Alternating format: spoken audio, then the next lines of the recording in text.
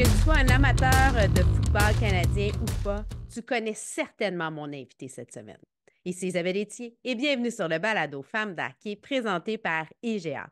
Cette semaine, je t'invite à découvrir l'univers hockey du maraudeur des Alouettes de Montréal, le numéro 24, Marc-Antoine Dequoy.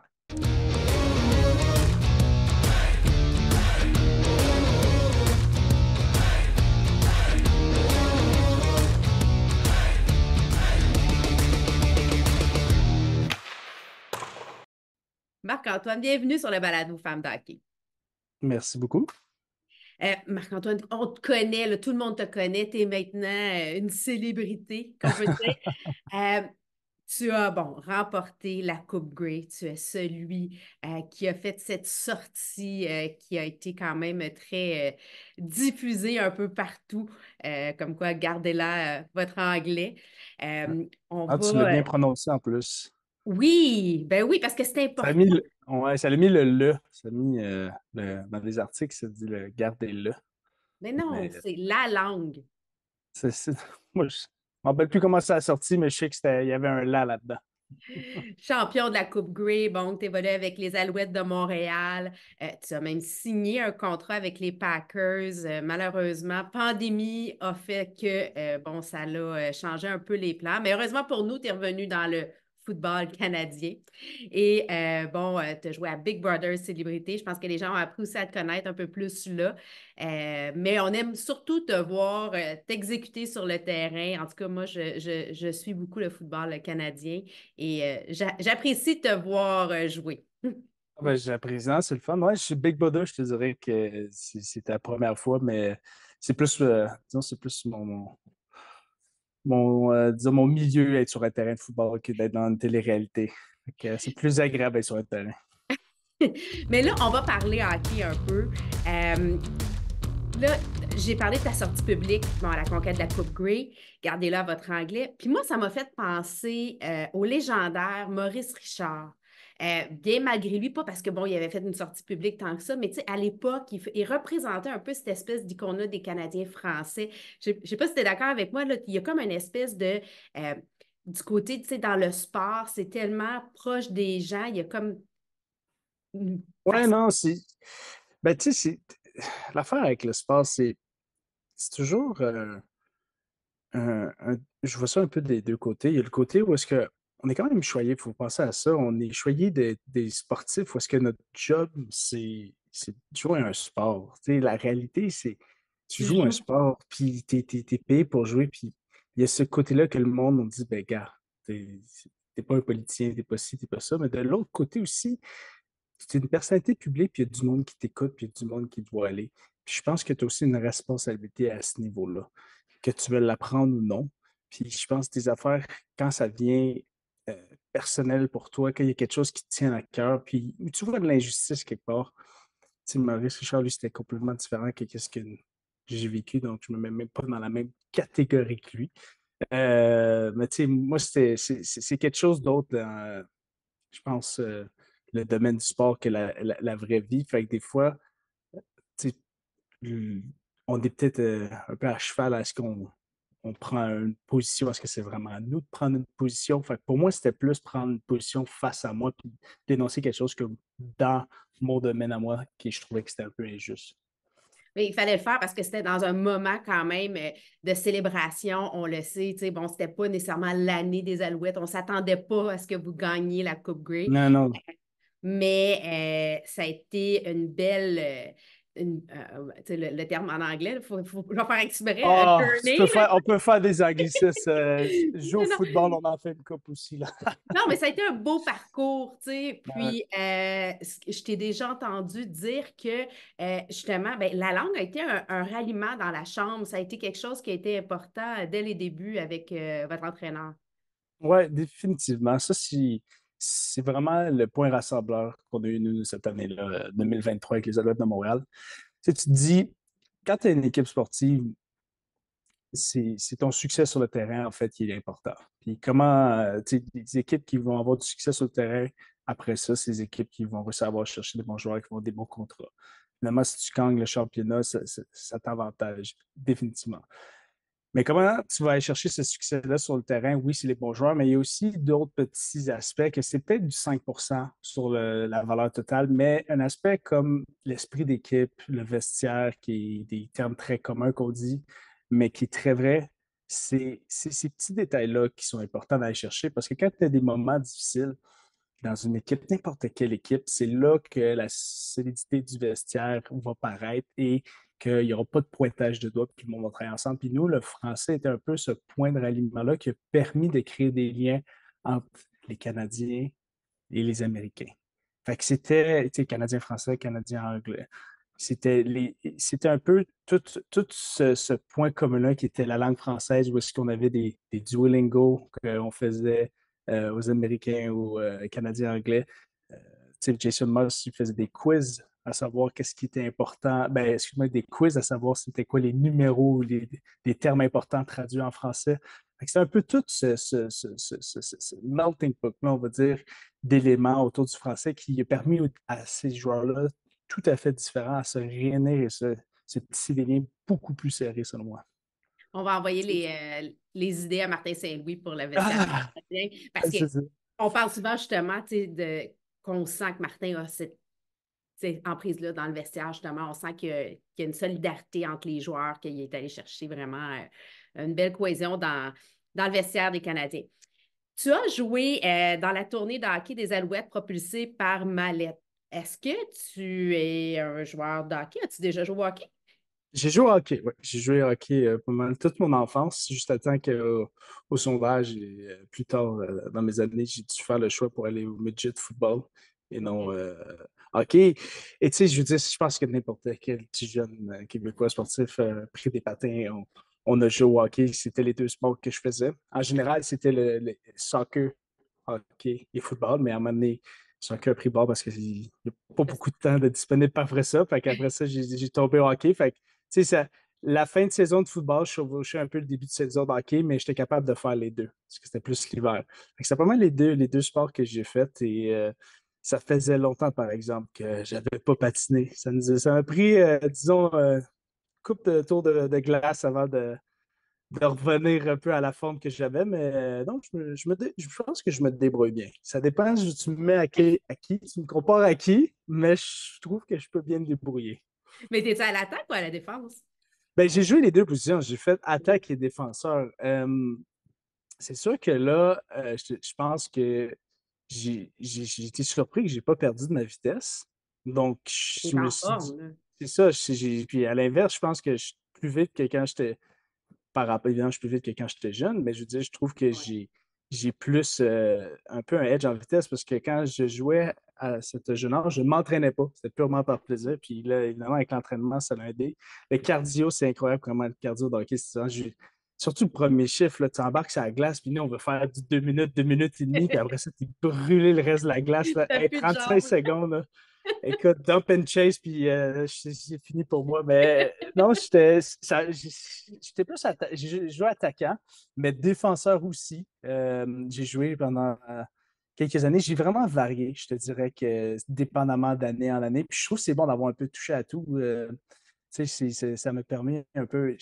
Centre, j'ai fait une année, mais sinon, c'était. J'ai fait même les droits et les gauches, puis je suis droitier, tu sais. Fait que, OK.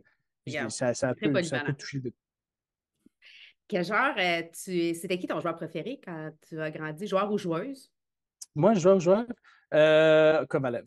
Kovalev. Définitivement, ouais, c'était un de mes joueurs préférés. Cette petite cassette vidéo de technique d'hockey, je ne sais pas si ça vous Oui, dit quelque chose, là. oui, De dribbler, c'était super. Moi, non, j'ai bien, bien, bien aimé ça. Tu sais, je regardais le hockey surtout, mais moi, c'est quelque chose surtout que j'ai réalisé maintenant, étant plus vieux. J'étais un fan de pratiquer le sport. Je regardais aussi OK. les sports, mais j'étais plus moi, j'aimais bouger, j'aimais pratiquer les sports.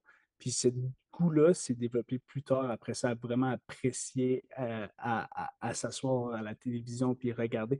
Quand j'étais jeune, c'est beaucoup plus les Alouettes parce que j'avais un lien de connexion avec le football, puis aussi il y avait des Québécois dans l'équipe, puis j'étais comment, tu sais, le hockey, j'y jouais, mais j'ai jamais eu ce rêve-là d'être joueur de Canadien. C'est toujours plus le football pour moi. Mais j'ai eu ce lien-là un peu plus avec les Alouettes, mais en général, je veux dire, évidemment, j'aimais ça aller voir une game, mais c'était plus le jouer. Tu sais, si je me souviens des souvenirs, je voyais le monde sur la glace, puis ça me donnait le goût d'embarquer sur la glace aussi. Puis je pense que c'est ça qui fait un peu comment je suis devenu un joueur professionnel à ce niveau-là, c'est que je voulais être sur la glace et non regarder le monde être sur la glace. C'est la même chose sur le terrain. Je voulais être sur le terrain au lieu de regarder le monde sur le terrain. Puis c'est un peu plus, c'est un peu plus cet aspect-là, moi, qui m'attirait dans les sports. Mais en même temps, tu as déjà dit que c'est le sport qui t'a gardé aux études. Et toi, tu Ouais. as fait des études en jeux vidéo à l'Université de Montréal. Là, je veux que tu m'expliques, c'est quoi des études en jeux vidéo? Parce que là, tu me dis, t'aimes mieux jouer que de regarder, mais là, c'est... Ouais, c'est ça. Ben, t'as pas le choix d'étudier. Une des choses avec le football au Québec, si tu te rends à la plus haute ligue, il faut que tu aies des études. Puis évidemment, le sport m'a gardé à l'école parce que s'il n'y avait pas de sport durant les récré éducation physique ou après, puis moi, c'est Ouais. juste études, je l'ai fait une année, ça ne marche pas pour moi. Je dois bouger, c'est ma seule façon. Surtout à cet âge-là, tu as de la misère à contrôler ton énergie. Ouais. Mais moi, j'explique l'étude du jeu vidéo un peu de la même façon que le cinéma. OK. OK. Faut comprendre qu'un film, il y a un script, Ouais. une mise en scène, des acteurs, il y a un ton au niveau du film, l'angle qui va aller. Mais dans des jeux vidéo, pas n'importe lequel, là, pas vos. C'est des jeux de tirage. Non, mais il y a des jeux même des jeux de tirage, Il y a tout il le peut temps un avoir. On synopsis, a il y a tout tout le ça. temps. Exactement. Fait que, mais dans les jeux que je joue plus, qui est des jeux d'histoire, c'est un peu. Puis mes cours étaient chevauchés avec des cours de cinéma. Donc, c'est un OK. peu. Puis surtout, le jeu vidéo, c'est tellement rendu quelque chose d'énorme en ce moment qu'on a décidé de faire une étude là-dessus, puis sur la conception du jeu. Fait que c'était vraiment ça. C'était l'écriture du jeu, l'étude des différents types de jeux, comment raccorder une histoire, comment créer une histoire. C'était très intéressant. Puis moi, j'avais un peu plus un background en informatique au cégep. J'ai OK. fait une technique à Montmorency. Puis c'était un peu avec ça, je trouvais que ça allait bien aussi de voir, de comprendre la conceptualisation d'un jeu, mais aussi de savoir comment l'écrire ou le coder. C'était un beau mélange que peut-être ne servira jamais, mais j'ai aimé ça. Écoute, c'est fort intéressant. Et maintenant, ben, aujourd'hui, tu t'impliques dans le programme Ensemble à l'école qui prend place avec l'école secondaire Édouard Montpetit afin de souligner la persévérance, aider les jeunes à persévérer dans les études. Veux-tu nous parler un peu de ce programme-là? Ben oui, moi, quand j'étais jeune, là, j'avais tellement de misère à l'école, c'était pas facile pour moi. Surtout, j'étais un petit peu turbulent. Hein, donc, c'était Il y avait de pas. l'énergie. Il y avait de l'énergie. Disons que il y avait pas de malice à ça, mais les profs, je pouvais un peu rendre leur job un peu plus difficile. Fait que pour moi, tu sais, je suis conscient maintenant, en étant plus vieux, savoir qu'est-ce qui m'a aidé, qu'est-ce qui m'a pas aidé. Mhm. Puis quand tu es plus jeune, ben, tu n'es pas capable vraiment de mettre des mots sur les choses qui vont bien. Tu sais, c'est en vieillissant que tu le réalises. Puis j'essaie un peu, non de dire comme des points là, de dire c'est ça qui m'a. Moi, je compte mon histoire. Puis quand je vais dans les écoles, je compte mon histoire sur l'adversité que j'ai faite face à l'école et au football. Puis ces deux adversités-là, celle que j'ai eu au football, puis en la surmontant, me permis de la surmonter celle à l'école. Oui, Puis c'est pour vrai. moi, c'est ça que je parle aux jeunes, si je leur dis vraiment l'adversité, moi je vois ça comme un muscle. Plus tu t'entraînes, plus gros ton muscle va devenir. La même chose avec l'adversité. Plus tu fais face à l'adversité, plus tu surmontes l'adversité, plus ça va être facile par après. Il ne faut pas voir ça comme à chaque fois ça va être difficile. Il va y avoir toujours un niveau de difficulté, mais tu vas créer un peu des patterns qui vont te permettre. Puis moi, c'est avec le football, avec les blessures que j'ai eues, les années que j'ai Ouais. pas joué, les dures années, puis en faisant face à ça, puis je chevauchais avec l'école, ça m'a permis aussi à faire face avec l'école. Écoutez, au cégep, là, j'ai fait mon cours de français 101 quatre fois. Quatre fois, je l'ai coulé trois fois, juste pour dire, tu sais, quatre fois parce que ça me. Et aujourd'hui, tu Puis, le défends bien, oui, ton français. puis je le défends bien, puis j'ai juste à temps que je réalise que j'étais dyslexique. Puis c'était Oh! pour ça, j'ai de la puis avec le parler, la lecture, j'ai de la misère parce que je confonds des mots. Puis même aujourd'hui, si je me pratique beaucoup, mais au début, parler, c'était difficile pour moi de parler devant les caméras parce que des fois, je me trompais de mots. Puis maintenant, c'est juste, je suis conscient de ça. Puis quand ça arrive, ça va, tu vas te tromper, tu vas faire des erreurs. Puis c'est un peu des choses que j'essaie de véhiculer aux jeunes, juste en contant mon histoire. Puis ça peut, s'il y en a un groupe là-dedans que ça interpelle, puis je sais parce que je reçois des messages d'entre eux, c'est ça, je trouve ça touchant. C'est comme, ça sent valorisant. Qu'est-ce qu'on fait? C'est pas juste aller là pour aller là. Puis tout le monde dort dans les conférences. Le monde sont vraiment captivés par nos histoires. Puis je suis très content de pouvoir faire partie de ce programme-là. Ben, c'est tout à ton honneur que tu redonnes aux prochains comme ça parce que c'est important. Vous êtes des modèles hein, pour les jeunes. Mais toi, qu'est-ce qui nourrit ta passion? Oh, bonne question. Mm. Qu'est-ce qui nourrit ma passion? Je pense plusieurs choses. Disons, là, je vais prendre ma passion de football. L- ou la passion des sports. Je trouve que les sports, juste la beauté dans un sport, pour moi, là, c'est les difficultés que tu rencontres en faisant ce sport-là. Moi, je vois ça là, comme quand là, tu prends. Et moi, évidemment, quand je prenais des sports, j'avais un peu un avantage sur certaines personnes parce que j'avais un peu plus d'athlétisme. Mais quand je commençais un sport, tu n'étais pas bon. Puis Ben plus non. que tu le pratiquais, meilleur tu devenais. Puis Mhm. cet aspect-là du sport est tellement vrai ben, dans n'importe quoi. Il faut juste que tu aies cette passion-là. Puis moi, j'aimais ça. Tu prends quelque chose, par exemple, quand j'ai commencé le pickleball, là, je fais le nouveau sport, ben, le sport que je joue, j'étais pourri. J'étais pas capable. Puis là, je suis comme, ah non, puis là, je continue, je continue. Puis je trouve, ça, ça me nourrit, ça me passionne de juste commencer quelque chose. Puis là, ah ben, tu ne l'as pas, mais tu mets ta pratique, puis tu pratiques, puis tu pratiques. Puis tu vois que tu deviens bon, puis c'est vraiment valorisant. Tu sais, je ne suis pas quelqu'un qui va prendre quelque chose, je ne suis pas bon, Ah je non, vais je suis pas bon l'arrêter. donc j'aime pas ça. Non, non, Ah, non. c'est Pas ça. lui. Moi, je suis comme, je vais l'essayer. Puis je sais que c'est un trait de personnalité parce que c'est pas tout le monde que ça. Mais moi, c'est qu'est-ce, je pense, qui me passionne tu sais, qu'est-ce qui vient enflammer tout ça. Je trouve que c'est cette beauté-là dans les sports. Puis quand tu es bon à quelque chose dans n'importe quoi, c'est toujours le fun de le pratiquer. Puis évidemment que tu peux pas dire à n'importe qui va te donner un athlète olympique, on Non, est non, non, conscient de non. ça, mais des fois, juste de travailler pour rendre à un certain niveau, juste cet effort-là est plus important qu'au niveau que tu t'es rendu. Puis moi, c'est l'affaire qui est le plus beau dans le sport, c'est ça. C'est le chemin, en fait. Hein? C'est le Ouais, chemin pour vraiment se rendre ça. là. À ta sortie de Big Brother célébrité, tu avais dit à Julie que tu ne te considérais pas comme une personnalité, comme une célébrité, en fait. Là, aujourd'hui, Ouais. on peut te dire que tu es une célébrité, là. Un peu T'assumes-tu, là? plus. Ouais, oui, oui, là, je vais l'assumer. Mais on va se dire qu'en 2021, quand personne n'avait entendu de moi à part le petit groupe niché de football, se faire inviter dans une émission de télé qui est regardée par des millions de téléspectateurs, puis me considérer une célébrité, je l'ai dit, moi, Julie, puis je le dis encore, j'étais aucunement une célébrité à cette époque-là. Peut-être en devenir, mais à ce temps-ci, non, je ne l'étais pas. Donc, c'est pour ça que je trouvais ça drôle quand j'ai reçu l'appel de faire cette émission-là. Il dit oui, c'est Big Brother célébrité. Je suis comme, OK, mais je suis un athlète professionnel, mais je ne suis pas une célébrité. Mais les autres, je sais pas. Ça leur a fait leur affaire, on dirait. Puis je suis bien content pour ça, pour eux. Ça a fait des belles connexions. Mais penses-tu qu'aujourd'hui, le rôle justement d'athlète professionnel est plus jumelé à la célébrité à cause des médias sociaux? Tu sais, il y a un rôle qui vient, tu sais, tu peux être, tu sais, les deux sont encore plus liés. Ouais, ben c'est sûr que là, tu as peut-être cette proximité-là un peu plus avec les réseaux sociaux qu'avant, tu n'avais pas. Que tu n'es pas obligé de te déplacer pour. Tu sais, Ouais. disons, par exemple, je décide à.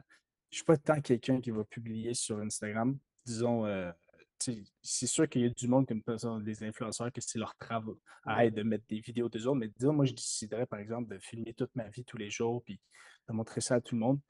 Mais il y a du monde qui pourrait me connaître sans m'avoir jamais vu.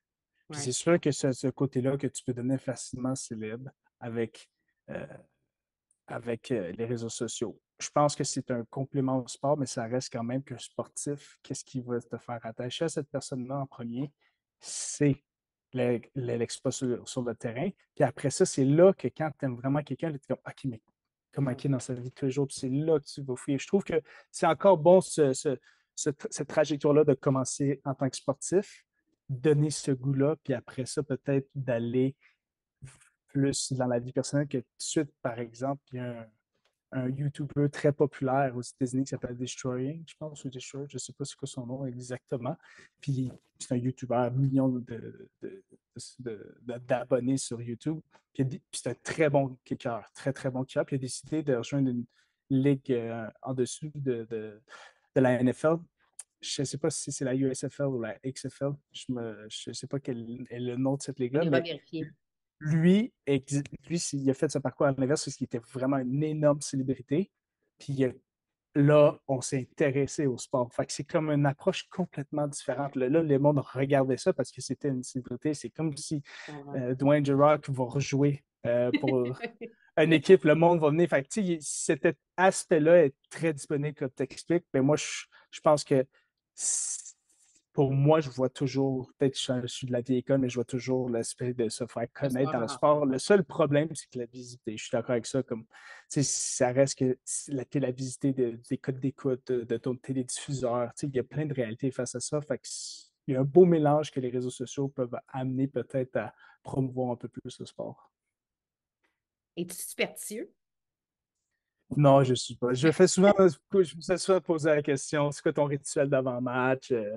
T'en as pas. C'est une routine, j'appelle ça. C'est pas un OK. rituel. Parce que si le rituel, c'est si tu le manques, ça va te titiller. Moi, si je manque ma routine, bon, gars, ça va arriver.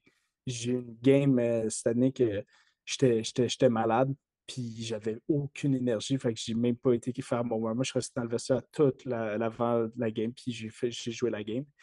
Fait que, mais je me suis pas, ça m'a pas tant changé OK. mentalement, je trouvais. Fait que je suis pas tant quelqu'un qui est superstitieux.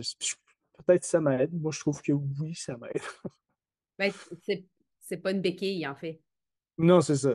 Fait que si j'ai pas mon petit sac de chips Doritos ketchup, Oh, des je Doritos ketchup. peux pas. J'ai dit ça de même, je pense même pas de Doritos. Ben, je pense que Je c'est sais pas. les chips au ketchup, c'est Elf. Je sais pas. On va demander à des experts de chips de nous dire ce qu'il y a de marque qui fait Ben, tous ketchup. les goûts, ça dépend. Tu sais. Moi, Ouais, tout ce c'est qui est ça. cornichon, j'aime pas ça. Annette cornichon, non, mais j'aime les chips au vinaigre. Fait que c'est bon. Fait que c'est ça. Ah, OK. Tir de barrage, j'aime d'assurance, c'est des ceci ou cela. Fait que tu choisis, puis tu peux m'expliquer pourquoi. Je te demande vitesse ou précision. Ou précision. Ah, vitesse. Vitesse. T'es un Vitesse. marchand de vitesse, là. Je suis un marchand de vitesse. C'est un peu Hey, qu'est-ce qui me définit, moi, la vitesse. Donc, vitesse doit emporter sur tout. Euh, je pense que la, la vitesse va te permettre de. C'est peut-être pas la meilleure, mais moi, je vais quand même choisir parce que la vitesse va te permettre de corriger certaines erreurs ou va permettre de t'aider dans les erreurs que tu vas faire. La précision, par exemple, c'est sûr que c'est c'est important, là. important, on va pas se le mentir, mais tu peux faire une erreur. Moi, au football, on disait ça.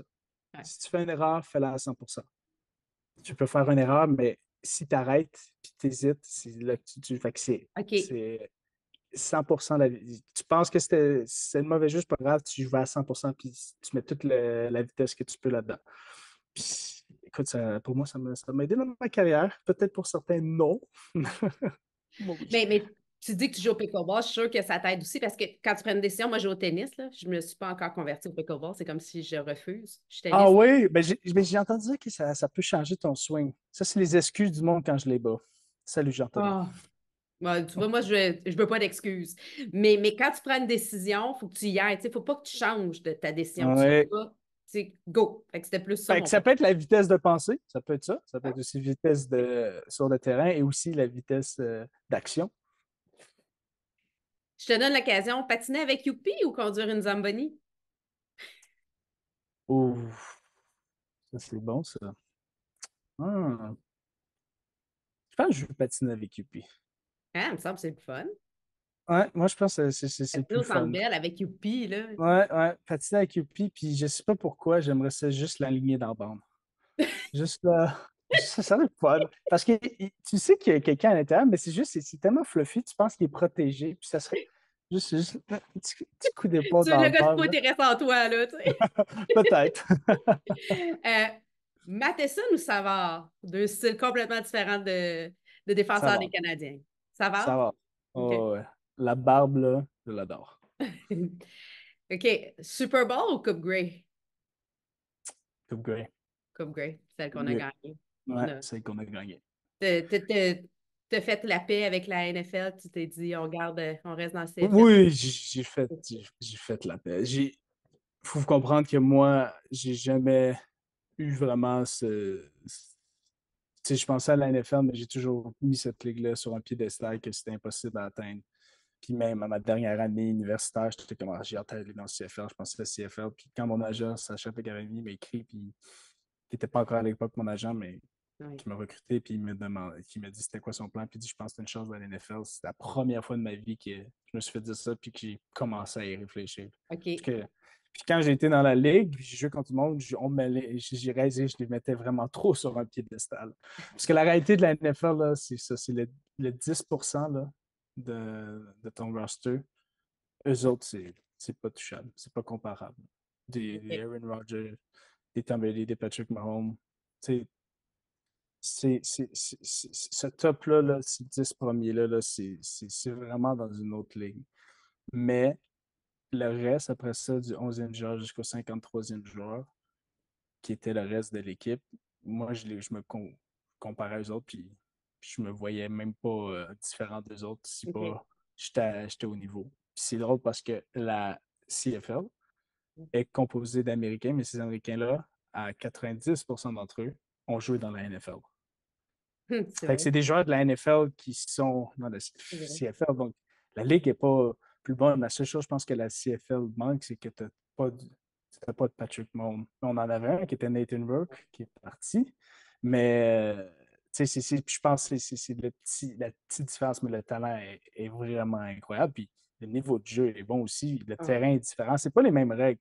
Mais moi, exactement. Coupe Grey. Puis, tu sais, pour Coupe Grey, pour moi, c'est que je m'en rappelle encore 2009-2010, les Alouettes de Montréal qui ont gagné le back-à-back. Je veux dire, pour moi, ça, c'était spécial. Bon. Maintenant, une petite dernière. Calvillo ou Burroughs? Ben, Pas de même je sais pas, génération, là, mais. c'est pas la même génération. Mais moi, c'est Calvillo. Calvillo, pour moi, là, c'est. Quand j'étais jeune et je jouais au football, juste pour vous dire, mon numéro, c'est, disons, de genre 6 à 12 ans à peu près, là, c'était le numéro 13. OK. Pour Moi, Calvillo. j'étais tellement un fan d'Anthony Calvillo. Je veux dire, je jouais pas sa position. Puis en Non. vieillissant, j'ai devenu un peu plus fan des maraudeurs et des demi-défensifs. Mais quand j'étais très jeune, je disais, c'est encore une légende du Oui. football. Et il était tellement bon, je trouvais. J'étais vraiment captivé par ça. Puis il était tellement humble aussi. Puis c'était une bonne personne. Puis je le connais en ce moment. Puis, je le côtoie tous les jours, qui est fou, honnêtement. Mais j'étais vraiment une bonne personne. C'était vraiment quelqu'un qui était accessible, Mhm. puis qui n'avait pas d'ego. Puis je trouvais juste, pour moi, ça me fascinait, puis ça me captivait. Je veux dire, à un certain point, il était le passeur, le carrière avec le plus de verges Mhm. CFL et NFL Oui. confondus, là. Oui. Je veux dire, puis on avait ça à Montréal. Ah non, non. Cap. Ben, moi, je pense que c'est Calvillo qui a ramené la passion du football Ouais. à Montréal. Je suis tout à fait d'accord avec toi. Moi, je pense, je vais te dire, tu sais, notre génération, là, j'ai 29 ans, puis dans mon équipe, à peu près les gars qui sont ça, 29, 30, 31, 32, là. Mhm. Calvio, pour nous, c'est comme C'est si lui, c'est ça. c'est lui, là. Nous, on était tous yeux pour Calvio. On change complètement d'univers, on s'en va à Place aux femmes. Ta maman a joué un rôle important dans ta carrière. D'ailleurs, elle a encore une grande place. Malheureusement, elle est décédée d'un cancer. Tu veux-tu nous parler de comment elle continue justement à avoir un impact dans ta carrière, dans tes préparations, qui est toujours là? Moi, ma mère, elle a tellement mis, ma mère et mon père, je ne sais pas oublier les deux, ont tellement mis d'efforts, puis surtout ma mère, Oui.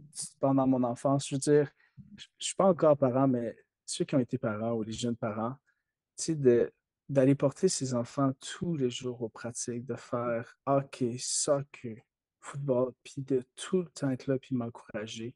À chaque game, elle me Mhm. disait amuse-toi, n'oublie pas, amuse-toi. Puis à chaque fin de game, jamais une critique, même si je faisais un mauvais jeu, jamais. Tu sais, le support inconditionnel que j'ai eu de ma mère. Puis quand tu es jeune, tu le réalises pas.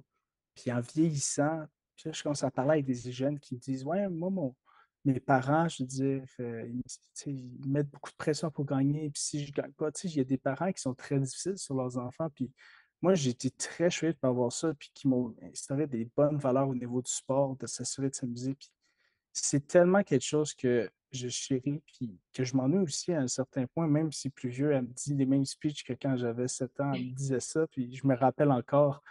C'est juste, c'est des affaires que je ne vais jamais oublier, puis elle a vraiment forgé le sportif que je suis aujourd'hui, puis sans elle, mon père me l'a toujours dit, t'as mon athlétique avec le caractère de ta mère. Sans un, sans l'autre, n'allait jamais fonctionner, puis c'était exactement Ouais. euh, tu sais, mes grands-parents, c'est les parents à ma mère me disent toujours la même chose face à ça. Puis pour moi, c'est ce caractère-là que j'oublierai jamais puis qui est toujours en moi. Mais j'aime que tu parles de la notion de plaisir. C'est Ouais. tellement important que quand tu commences, quand tu grandis, quand tu deviens, il faut que tu aies du plaisir à faire ce que tu fais. Comme tu disais Oui. en début, là, vous jouez à un sport. Donc, jouer vient avec plaisir en principe. Puis la victoire va venir éventuellement quand tu as du plaisir, quand tu as pratiqué, puis tu vas y aller. La place de femmes est de plus en plus, tu sais, il y a vraiment un mouvement dans le sport présentement pour le sport au féminin. Comment tu vois ça, toi? Comme, tu sais, c'est sûr que là, tu es, sur le terrain et tu fais un sport. Bon, tu as ta conjointe qui est impliquée aussi dans le sport différemment. Mais comment tu vois ça, là?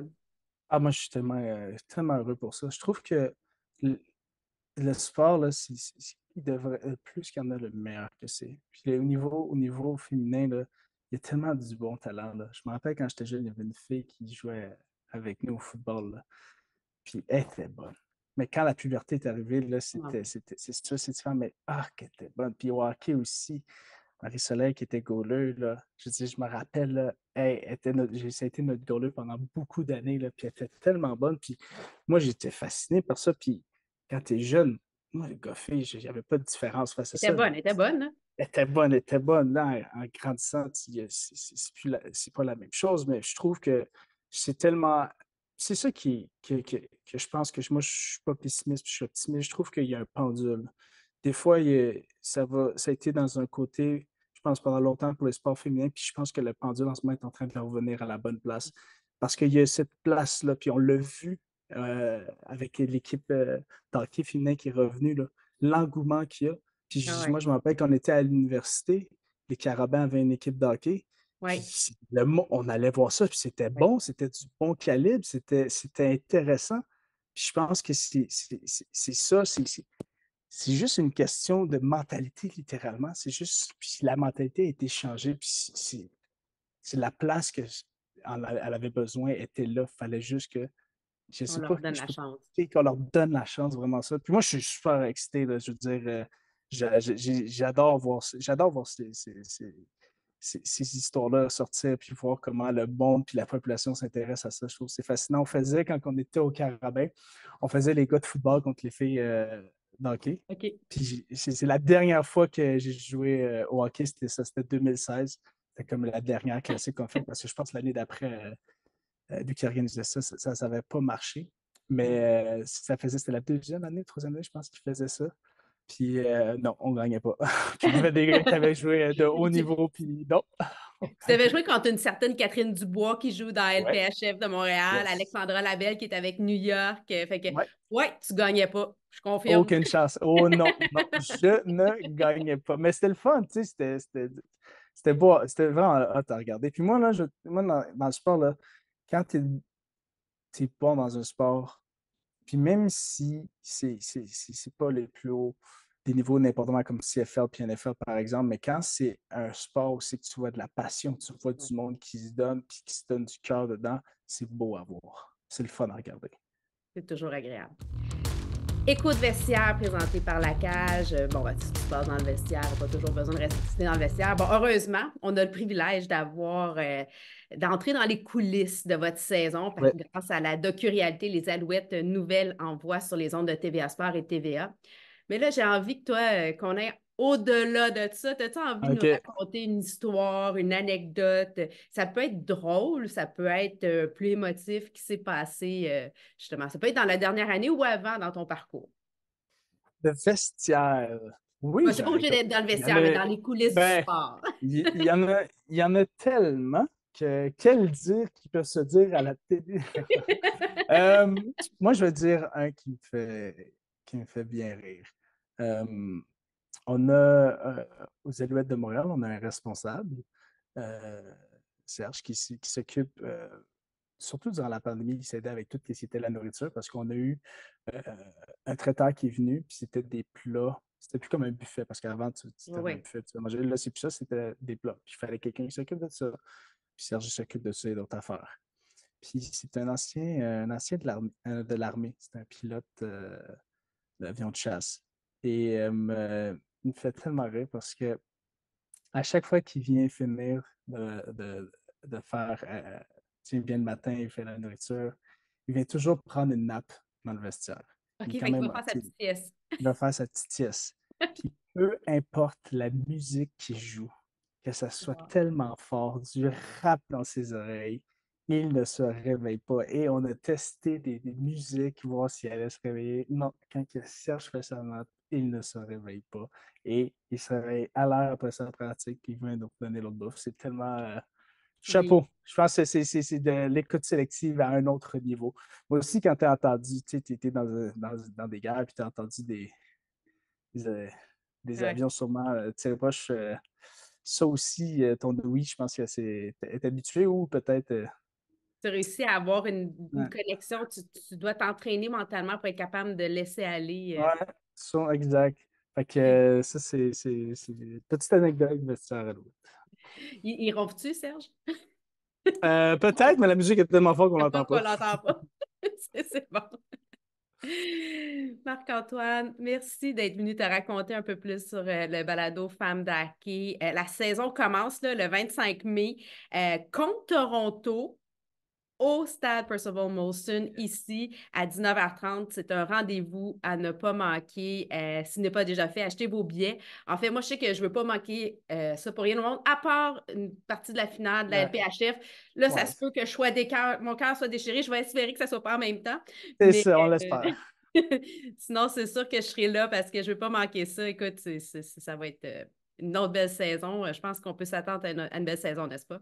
Ah oui, je te dis que l'objectif est une coupe Grey, rien le moins. C'est qu'est-ce qu'on vise. Puis on travaille fort tous les jours pour, puis on va travailler fort dans la saison tous les jours. Parce que cette année va être très spéciale. Surtout si l'année 2024, puis c'est mon numéro 24. Fait que, hein, Ben, qui c'est sait? vrai. On n'a pas le choix. On n'a pas le choix. 2024, on n'a pas le On n'a choix. pas le choix. D'ailleurs, pourquoi le 24? Ah, l'histoire du 24, trop long. Je vais te la raconter une autre fois. OK. Oh, tu me raconteras ça une autre fois. Eh bien, merci. Fait que, bonne saison. Ça fait plaisir, merci à toi.